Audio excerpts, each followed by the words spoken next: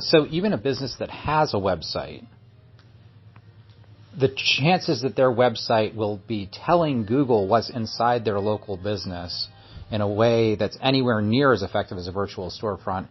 is extremely low, because you would have to have a very robust, labor-intensive, many-page website in the format that Google demands in order to inform that business in order to inform Google of what's in a business in a way that a virtual storefront does very, very much more effectively, much more quickly, and without any work by the customer. So if the problem is that Google has no idea what's inside local businesses, and the solution that Google gives to local businesses to solve that problem is build your own website, and to build your own website to the extent that Google can learn everything that it needs to know about your local business, then that is a huge, huge monster job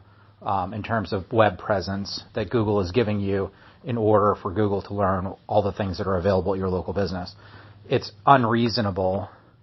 for Google to expect a local business owner to build out that kind of infrastructure online in order to simply tell Google what's available there. That's where Virtual Storefront steps in, because we are the infrastructure that tells Google everything that's there, and it doesn't take any time for our customers, and it doesn't cost hardly anything for our customers, and we solve that problem better than their current websites solve that problem, because no one wants to spend more time on their website.